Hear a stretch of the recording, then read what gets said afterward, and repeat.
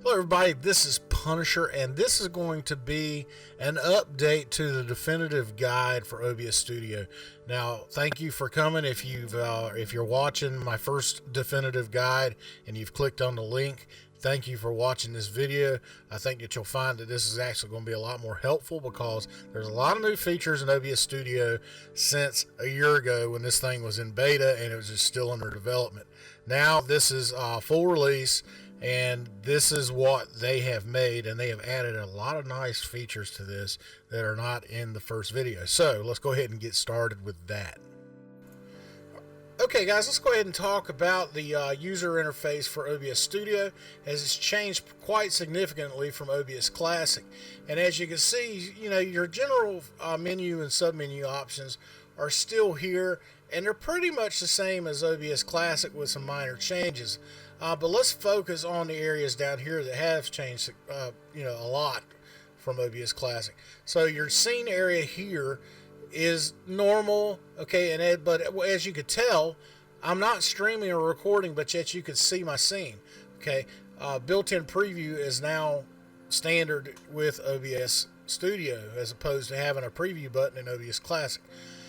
Okay, now your scenes and your sources are similar as it was in OBS Classic. They work pretty much the same, but you have some nice options here. You got the plus and minus where you can add a scene, you can delete a scene if you want to delete a scene. You can also add sources using the plus and delete using the minus with your sources, or you can right click and you can add a source that way. Likewise, you can select a source and you can go into the settings and you can do properties that way. Also, you can reorder your scenes using the up and down arrows. So that's a lot nice too. You remember back in OBS Classic, you had to right click and you had to page down, page up, move to bottom, move to top, that sort of thing. Well, now you just have these little arrows you can move up and down, which is nice.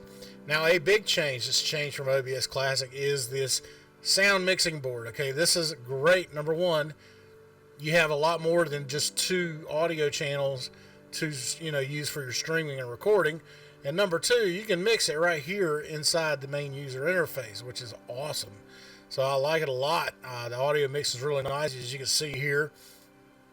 I have a number of different audio devices, including some that are standard in all your sources, such as your mic, aux, for instance. But anything that can have an audio source will show up down here in the bottom as you're adding your scenes and your sources in here. So it's really nice. Likewise, you also have a mixer setting here, and as you can see, this has up to 4 tracks that you can record simultaneously. Now, you can add as many sources to one track as you want. And for instance, for me, for my live stream, I always default everything to track 4, and so I can add all these sources in to track 4 if I wanted to do that, or if I was recording and I wanted to do one track, one source, I could add this to track 1, this to track 2, this to track 3, this to track 4, and that will record 4 channels of audio simultaneously. And it's nice because it'll split it up when you drop it into Premiere 2015, and you'll have those 4 separate tracks that's in your sequence. It's really nice. But this is your mixer section. It's a lot more user-friendly, a lot more functional than what OBS Classic had. A new area that's actually been added within the last couple updates are scene transitions. And these, if you have you want to switch from one scene to another, you can have these transitions so that instead of just automatically switching over, it'll do this little fade transition from one scene to another, and it's really nice. And I'll show you a little more about that later, and I'll kind of show you how I use them in my own live stream. And then here you have your standard buttons here for start streaming, start recording. Remember, you don't have the preview anymore because you don't need it. And you have studio mode, and I'll talk about studio mode in here in just a second. And then settings, and then of course exit. And then likewise down at the bottom, you have your CPU usage, and you have your time down here for streaming or recording, as you can see there. And then as you see in my streaming, you'll have your drop frame percentage, and you'll have your bit rate that you're actually streaming to. So let's go ahead and show you what studio mode is, because it's a new feature that came out, I don't know, maybe about 3 or 4 months ago with OBS Studio, but I hadn't covered it in my definitive guide, and so this is something new.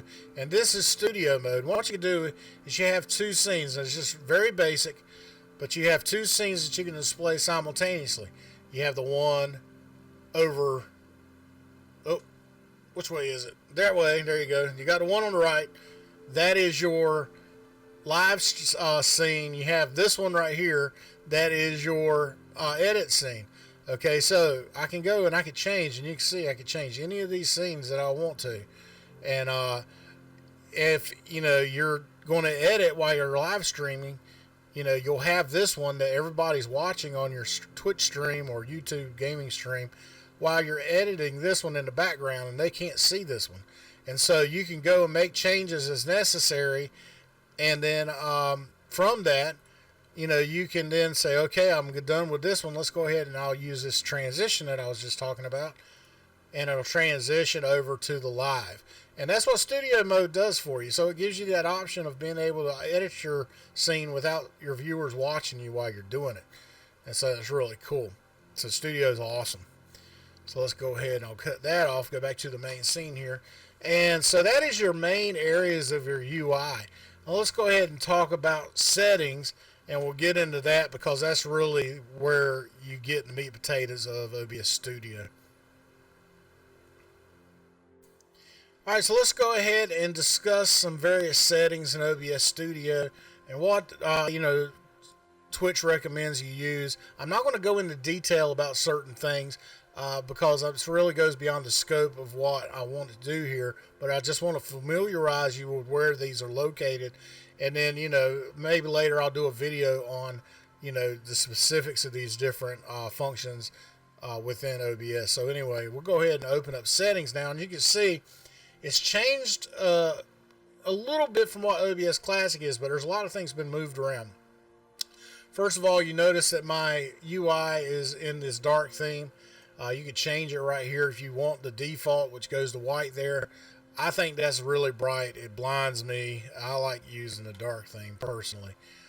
So next thing is your stream. Now this is a lot different than OBS Classic, because OBS Classic, you also had your record settings in here. So now it's strictly just your stream service. So you go in and set your stream service up, and you have all these different options for different services now that you can stream to. And of course, depending on what service you go to, you can choose what server you want to stream, and of course your stream key. And that's it for stream. A lot simpler than what it was. All right, now output is where you really want to concentrate at here, because this is where a lot of the changes have happened. Okay, so a lot of your stuff's been moved into these 3 different tabs here. And now you can go advanced or you can go simple. I'm going to be honest with you. I don't use simple. I like going advanced because I like to be able to change all this stuff. So I'm really just going to cover advanced, because if I cover advanced, I'll cover everything that's in simple mode too. All right, so streaming. You have audio tracks here. You can only select one of these. Okay, you cannot select all 4 of them. So you can choose which track you want to use for your stream. Like I said before, I always like track 4. Okay, encoder X264 is the default. That's what comes standard with OBS. You can also choose other encoders depending on what your configuration is with your computer that's processing OBS. So, for instance, I have an NVIDIA video card that is capable of doing shadow play, so that NVENC encoder is available for me as an encoder in OBS, so I can switch and I can use that if I want to. Differences is NVENC, if you have a single rig streaming PC or single rig where you're gaming and streaming on it, I would probably recommend you use NVENC because that's going to take load off of your CPU that you could be using in your game to get more performance. If you're dual streaming, you have a dual streaming PC rig, like I have, then I would recommend staying with X264, because X264 is going to give you a better quality. You're not going to have quite the pixelation, quite the discoloration that you would with NVENC. Now, I'm not going to knock NVENC, because NVENC in itself gives you a quality stream, but X264 is just that much sharper, and it gives you, but you got to keep in mind that it takes up your CPU when you're doing that, and it could be pretty severe depending on what your settings are. Alright, so let's go ahead and talk about rate control. Now there's some options here, and some of them are pretty new now. I think before it was just CBR and VBR, and I think since the last update, and I know since the last update they added ABR, and I don't think CRF was available either, so I think they've added these two within the last couple updates. But CBR is generally what Twitch wants you to use. That's constant bit rate. Okay, and that's going to just, you're going to set your bit rate, and it's going to stay pretty close to what your bit rate is set at. And I would say it would be plus or minus maybe 1 or 200, depending on your thing. But you remember, when you're streaming, your actual bit rate will show up down here in the bottom right, so you'll know what your actual stream bit rate is, and you'll see the variance. Okay, now ABR is automatic bit rate, and automatic bit rate, it will actually change bit rate as demand is there. Now VBR is not even recommended. That's variable bit rate. Twitch doesn't recommend it, and the reason being is because, say you're streaming at 3000 on variable bit rate, it could send your bit rate I've seen variance between 5 to 1000 bits. So you could go over 4K. Well, if you do that, Twitch is going to not like it. It may throttle your stream because of it. So they don't recommend you using VBR. All right, and then the last option is CRF, and CRF is you can go and manually change that right here if you want to use that. It's also a function within VBR if you want to change it there too. But like I said, I wouldn't recommend using CRF or VBR. Twitch recommends you using CBR, or now they're saying in place of CBR or even ABR to give you even better looking stream. And then you can do a custom buffer size if you wanted to, but just leaving it blank like that, you don't really need to. You don't really need to mess with your buffer size. Keyframe interval, if you leave it in 0, it's auto. I think Twitch recommends a 2. YouTube Gaming has a different setting. It's wise just to go to your stream services website and see what the recommended settings are. I know Twitch, for instance, will tell you exactly what the settings they recommend for OBS to get a quality stream on their service. Likewise, now you're down in here with CPU usage preset. All right, and you can go from ultra fast to placebo. Recommendation: most people streaming very fast. This is a pretty good setting where it's kind of a bang for your buck for performance versus quality. If you have a decent computer that you're also streaming on that has a pretty good processor, you can use very fast and stream. Otherwise, there's people who have issues with performance when they're streaming, and they would need to bring this up to either super fast or ultra fast to reduce that CPU load. Now, if you're dual streaming like me, then I can use something like fast, or even medium, depending on what your CPU is. I like to use fast as my preset for my streaming rig. Now, your profile, you have a couple different options. You got baseline, you got main, and you got high. Most people stream in main and high. I prefer high to get even a better quality video. So I'll stream with that on my stream rig, but then again, that's putting load on your CPU. So if you're one of those guys that has a single streaming and gaming rig, then you're going to want to play around with this to see which one of these gets you better performance. Now, main's going to it's going to give you better performance, but are you willing to take a hit on your quality? And that's just something that you're just going to need to experiment with yourself. And in tune here, you got all these different things like film and animation, grain. You can add grain. I recommend just leaving it at none. Most people leave it at none. Variable frame rate, you can have this if you want, but I would recommend you just have your frame rate set to a constant. This could cause issues if you decide to record something and you were to go put it into something like Premiere. You could probably have some audio desyncing, that sort of thing, because Premiere does not do well with variable bit rate. They like CBR. They like constant bit rate, constant frame rate. And then here, if you have custom selections you want to change in X264, you can manually type them here. Like for instance, I know a lot of people do the CFR or CRF changes here. They could type it in here and make it like CRF equals like 17 or 15 or something like that. I don't use it. I don't really think I need to. Well, you know, for one thing, I use ABR, which doesn't give you an option to change CRF anyway. And you know, and the default for streaming at 23 is pretty good. So, all right, so that is streaming. Now, remember, if you're using NVENC, the UI changes a little bit, and you have some different presets here that you can use for your encoder. Now, remember, NVENC is going to take load off of your CPU and put it onto the encoder, not your GPU, but there is an actual encoder processor on your video card separate from your GPU. So this is really going to give you a good performance, and it's going to give you a decent quality video too.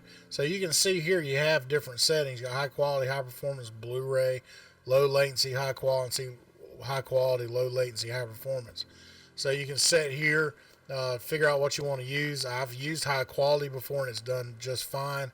Again, you have your different baselines here that you could choose that work really well.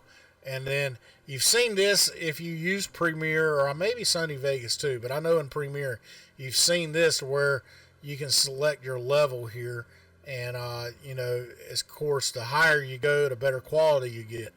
I know I think this defaults to 4.1 or 4.2 when you're in Premiere, and then if you want to bump the quality up, then you could change it up to 5.1, that sort of thing.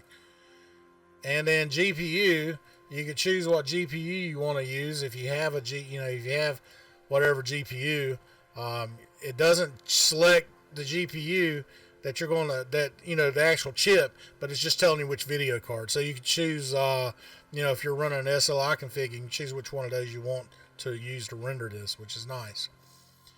All right, now let's go into recording. In recording, you have a couple different things. You can do standard, or you can do custom output. The difference between this is your audio tracks. If you go to custom output, you can select a track to record, but you can't select all 4 of them. It's just like streaming. If you go to standard, you can select up to 4 tracks. You can select a single, or you can go all 4 if you want, or any of them between, which is really nice. So you can go here, you can select the path that you want to save your file to. You can select different formats here, flash video, MP4, MOV, TS, you have all these available. Also, your encoder, you can choose which encoder you want to use. Well, if you're streaming, you can actually do streaming and recording if you have enough computer to be able to do that simultaneously. So if you're running your stream encoder, you want to select, another encoder to use for recording so that you don't cause any performance hit. So, say you're using X264 for your stream, well, then you want to select NVENC for your recording, or vice versa. And then, of course, you could rescale your output down if you want to. It gives you a nice little drop-down menu where you can do that. I do the rescaling in streaming, but in recording, I keep it at my native. So, and then you got custom muxer settings here. If you want to enter something manually, you can do that. Generally, I don't mess with it. I just leave it blank. All right, now your audio settings here. Of course, you see your 4 tracks here, and you can select the bit rate. I don't recommend you going anywhere below 128. Once you go below 128, you'll really start to see some degradation in the quality of your sound, because it gets so compressed, it really strips a lot of the top end and a lot of the bottom end off. So keep it at 128 and higher. If you can handle up to 320, that's fine. That's just more data, less compression, so you will have a higher quality bit rate. But generally for streaming, 128 to 160 is just fine. I don't really think that your stream viewers are really going to be able to tell the difference, to be honest with you.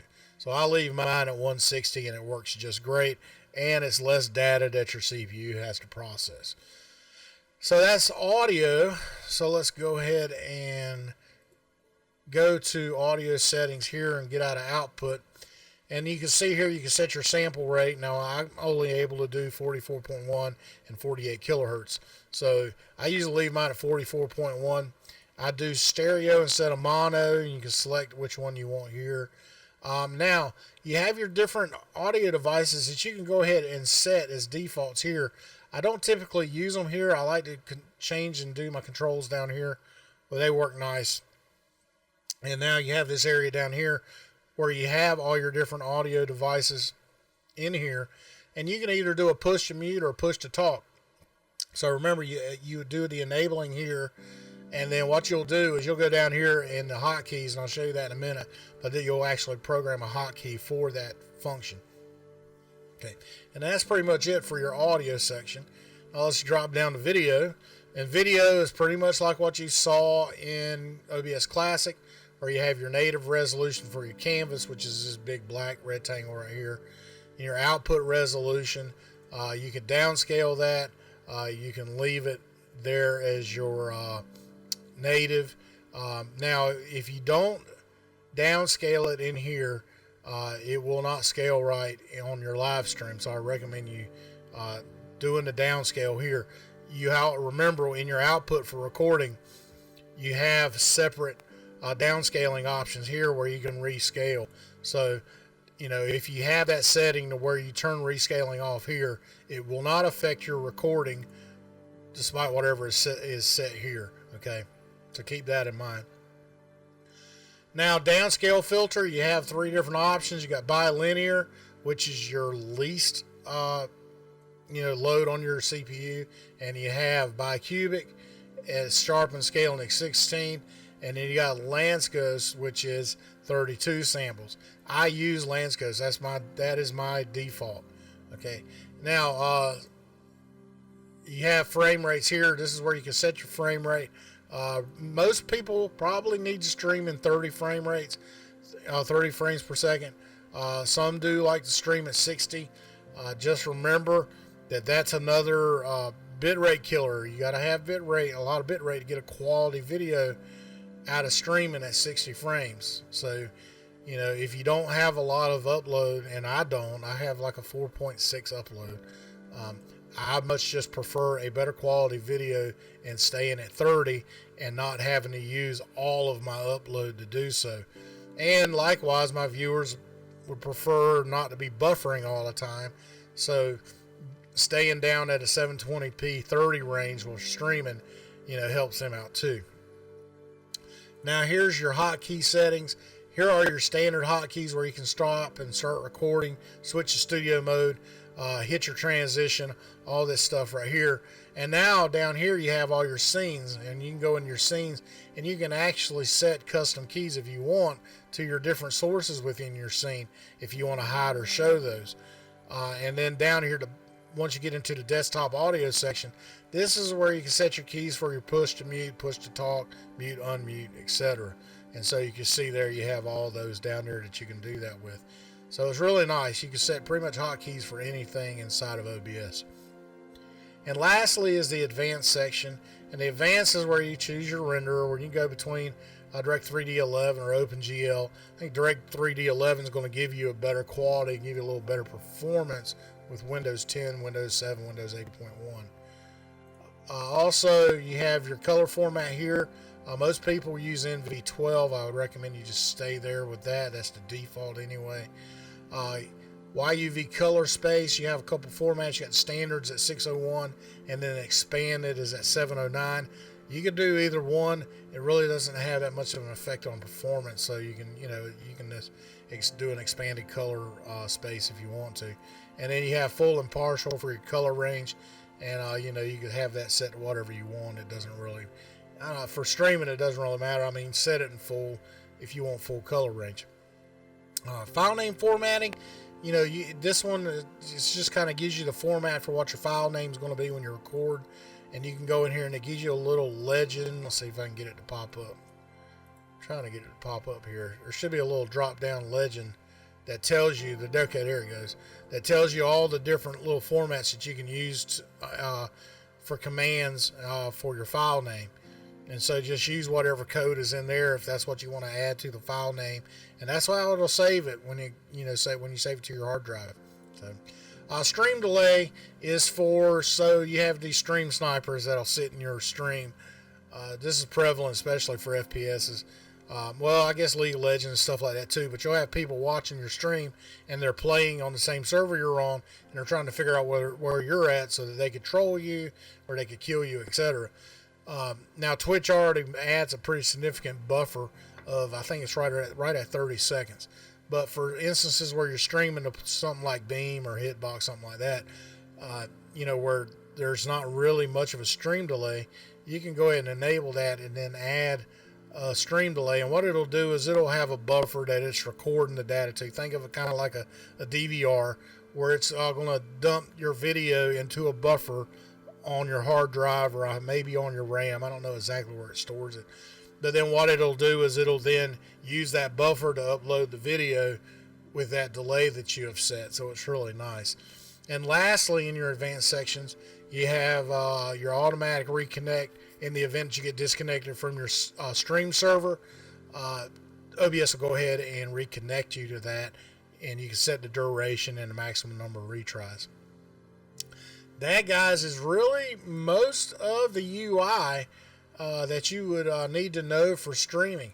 A lot of functionality is the same with OBS Studio as it was with OBS Classic. It's just been moved around to a different location, and they've added some functionality there. All right, so I wanted to talk about some things specific with your sources that you need to know. There are a lot of things in here that you can do to give your custom stream a better professional look, including stuff like chroma key, which is what I have going on right here. So you have your source here, and all you need to do is right click, and you can see you can add another source here, and add the source inside of your source area. You can rename the source you have selected. You can remove it. You can order it up and down, and this is kind of the way OBS Classic was. Now remember, you also have the arrows down here, which is a new functionality within OBS that they've added with OBS Studio, so you don't need to come in here and do that. And also you have transform, where you can go and you can rotate your source 90 degrees, 100 degrees, whatever. You can flip it vertically, horizontally. You can stretch it, you can center it to the screen, you can fit the screen, you can do all that stuff. Deinterlacing is something they've just recently added to OBS Studio. It's one of the last things they've been working on. If you've ever seen, video on your, recorded digital video recording, you've seen these little horizontal lines in it. Okay, well, that's interlaced video. So what you want to do, and it's just how the video is processed, and and they do this frame overlapping. So if you want to, or it's called interlacing. And so what you want to do is, if you have that issue, and what you want to do is you want to go and you want to enable deinterlacing, because then that will reprocess, get rid of those lines. So if you have that issue, then you can go in here and you can select one of these to see which one works the best for you. Then you can actually full screen projector this to another display if you want to. You have that ability to do so. And then here's where I want to really talk about the two things that you need to know about, which properties we already brought up earlier, so I'm not going to bring that UI up again. But let's talk about filters. And specifically this, got my video capture device here. You can go into filters, and you can see here, this is my full camera view. And you can see here at the top, this is my green screen behind me, and it's a big poster board that's hanging on my wall. If I turn my chroma key off, you could actually see it here. There's shadow coming in there on top, which I need to fix that. I don't know why it's doing that. But anyway, chroma key is a filter. You can also add more by hitting your plus key, and you can see all the selections you have here that you can do. But for you guys, I know a lot of people are interested in doing a green screen. This is where you do it at. So here is your chroma key UI. You got different key color types. You can do blue, magenta. You can do a custom, and you can select a color and go here and choose the color. Likewise, if you know what this digital your hexadecimal code for your green screen color is, this is where you can go and set that at. I don't know exactly what mine is. Obviously, it's not that color.